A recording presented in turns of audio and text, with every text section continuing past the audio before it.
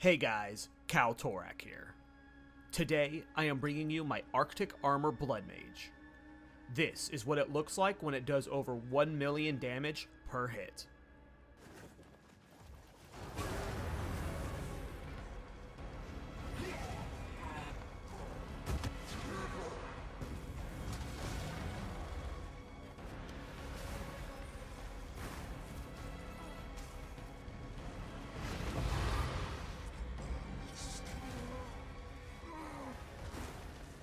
The core of this build is Arctic Armor. It is one of the starter spirit gems for Sorceress. While active, you conjure an icy barrier that gains stages over time. Each of these stages grants more damage. When hit with a melee attack, you will lose a stage of Arctic Armor, but then deal damage back to the attacker. With investment, I was able to get Arctic Armor to level 34 with 8 stages, leading it to hit for over 1.1 million damage. Since I'm running Leopold's Applause, with a boatload of cold resistance penetration, I am easily able to one-shot some of the game's tankier bosses.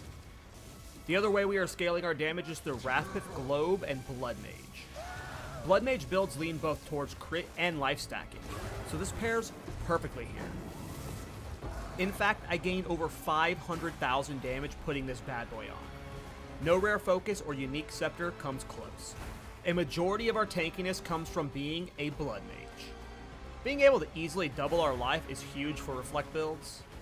Also, Grasping Wounds is just really nice in general. It saves my life constantly with its temporary damage prevention. The biggest downside of Arctic Armor is that it only triggers off melee hits. There is no way around this, and it can make bossing a learning curve at times. Some bosses, like Zet, only have one melee attack, and it oftentimes will one-shot you. Most bosses we can navigate.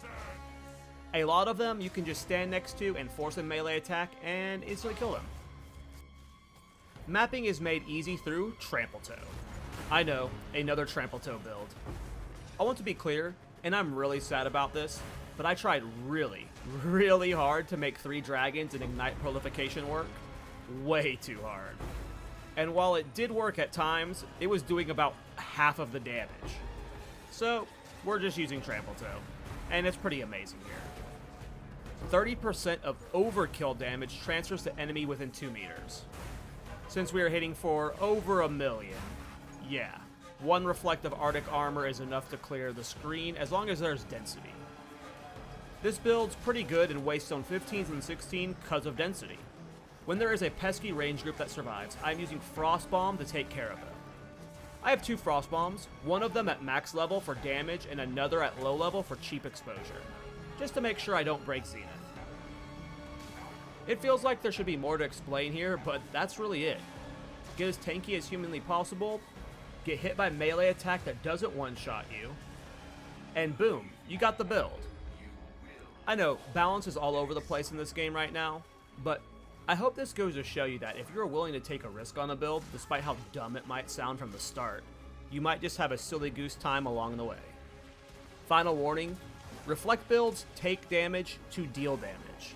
There are some attacks that will one-shot you even on the tankiest of characters. There is a learning curve to Reflect builds. Expect to die as you figure this style out. If you are too timid to try out this build, you might want to check out my Thorns Ritualist or my Wind Dancer Smith Katana.